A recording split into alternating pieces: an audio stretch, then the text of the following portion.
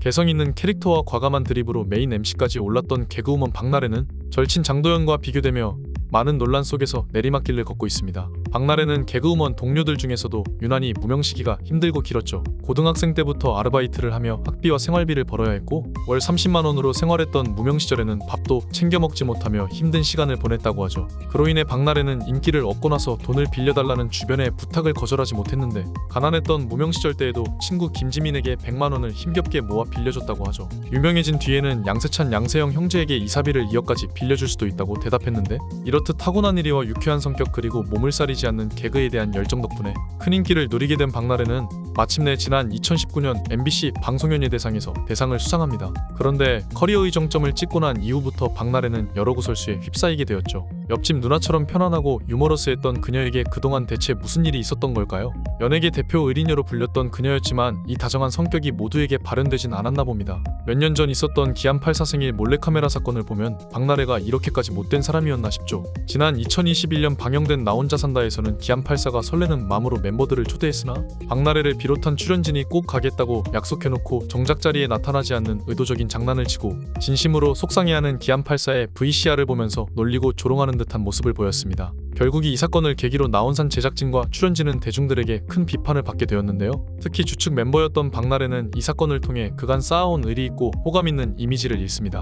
또한 불법 대출 콜센터 알바 사건, 위장 전입 의혹, 방역수칙 위반 논란 등 구설수에 올랐던 박나래는 나온산에서 헨리에게 성적인 농담을 던지거나 정찬성 선수의 패배를 보고 너무 재밌었다고 말하는 등 방송인으로서 경솔한 언행으로 팬들을 실망시켰는데 그 중에서도 가장 큰 문제로 손꼽히는 사건은 따로 있었습니다. 바로 키즈 유튜버 헤이진이와 함께한 유튜브 영상에서의 부적절한 행동이었는데요. 그녀는 영상 속에서 아이들이 가지고 노는 장난감을 소개하는 시간을 가졌습니다. 그러던 중 고무 인형을 만지던 그녀가 충격적인 행동을 하게 됩니다. 당시 영상의 댓글창에는 남성 방송인이었다면 사회적으로 매장당했을 거라는 의견이 달리면서 당시 문제가 어찌나 심각했는지 결국 청소년보호법 공연행위 등으로 수사까지 받게 됩니다. 결과적으로 무혐의를 받긴 했지만 끝내 해당 영상은 삭제 처리가 되었죠. 물론 과감한 드립을 통해 지금의 인기를 얻어왔지만 아이들이 보는 영상이기에 그에 맞게 행동해야 했었습니다. 그러나 그녀의 비호감 이미지는 이 사건 때문만으로 생긴 것이 아닙니다. 이 일로 인해 선배 방송인인 신동엽과 유재석으로부터 뼈있는 충고까지 들었다고 전해지는데 그건 바로 박나래의 질 나쁜 주사입니다. 이전부터 집안에 나래바라는 이름의 혼발을 차릴 정도로 애주가임을 밝혀온 박나래. 그런데 평소 지인들과 술자리를 갖게 될 때면 꼭 정신을 잃고 취할 때까지 마신다고 하는데요. 만취 후 난동을 부리는 그녀 때문에 지인의 고생 또한 이만저만이 아니라고 하죠. 오죽하면 박나래 스스로 술자리만 하고 나면 다음날 온몸에 멍이 들어있다라고 언급했을 정도입니다. 심지어 개그맨 황재성을 비롯한 몇몇 남자 연예인들은 박나래가 술에 취해 내 가슴을 꼬집더라라며 그녀의 좋지 않은 손버릇을 방송에서 털어놓은 적도 있었습니다. 이런 술 문제 때문에 그녀는 한때 선배인 신동엽에게 한 소리 듣기도 했는데요. 지난 2017년 방영된 TVN 인생술집에서 박나래가 출연한 적이 있습니다. 이날 전부터 방송인으로서 선배인 신동엽을 너무나 존경했다던 그녀는 너무 신이 난 나머지 술을 마시면서 하는 방송에서 너무 신이 난 나머지 선 넘는 성적 농담들을 마구 쏟아냈고 신동엽은 그날 박나래의 언행에 충격과 실망을 감추지 못했고 이날 방송 끝날 무렵 신동엽은 그녀에게 나래야 난 너처럼 그렇게 쓰레기는 아니야 라며 묵직한 팩폭을 날렸다고 전해지죠. 그 중에서도 박나래가 술자리를 겁내는 유일한 한 사람도 존재합니다.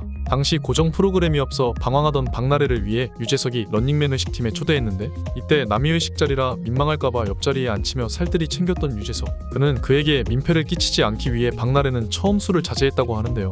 이에 이광수는 평소와 다르게 술을 빼는 그녀에게 왜 술을 안 마시냐고 물었고 이어 박나래는 여기서 취하면 무슨 망신이냐고 대답했다는데 문제는 술자리가 진행되면서 점점 분위기가 달아올라 나래바로 술자리를 옮겼는데 결국 박나래는 만취해버렸다고 합니다. 다행히 유재석이 집으로 간 뒤에 박나래가 본격적으로 술을 마신 상황이었는데요. 이날도 박나래는 역시나 안 좋은 주사를 보였고 이후 유재석은 박나래가 술로 인해 큰 사고를 치게 될까 항상 염려하며 평소에도 방송 끝나고 뭐하니라며 박나래에게 꾸준히 연락을 했을 정도였죠. 이뿐만 아니라 이효리는 촬영 때문에 나래바에서 하룻밤을 보낸 일화를 밝혔습니다. 이날 그녀는 박나래의 주사 때문에 소주병으로 때릴 뻔했다고 충격 고백하는데 분명히 박나래가 취한 것 같아 자러 올라갔는데 자꾸 누가 방문을 열길래 잠그고 잤다. 너무 무섭다고 말했습니다. 이어 박나래가 미리 말씀드렸지 않냐 제가 술 좀비다라고 하자 이효리는 박나래가 취했는데 새벽 3시 반에 자꾸 불을 켜려고 해서 소주병으로 지금 때려야 되나 싶었다. 언제 때려야 할지 타이밍을 계속 봤다고 밝혔죠. 또한 박나래의 주사가 너무 심해 박나래의 절친 장도연까지 잔소리를 들어야 했는 한 방송에서 장도연은 동반 출연한 이경규에게 나는 박나래나 안영미처럼 웃기지 못한다고 하자 장도연의 고민을 들은 이경규가 너는 그런 식의 농담은 하지 말라며 그녀를 말렸는데 이어 너는 대한민국에서 유일하게 오프라 윈프리를 꿈꿀 수 있는 사람이라며 차라리 토크쇼를 많이 하라는 조언을 후배 장도연에게 남기죠. 이 말은 즉 절친인 박나래를 닮아가지 말라는 뜻인데요. 이런 선배들의 충고 덕분인지 박나래는 한때 잠시 술을 줄이기도 했다고 합니다. 이러한 노력도 잠시 그녀는 결국 다시 애주가로서의 삶을 살고 있다는데 우리나라가 아무리 술에 관대한 나라라도 박나래의 경우에는 자중할 필요가 있을 것 같습니다. 부디 그녀가 자신의 문제점을 깨닫고 자신의 인기와 명성에 걸맞는 모습을 보여주길 바라며 이상 영상 마칩니다.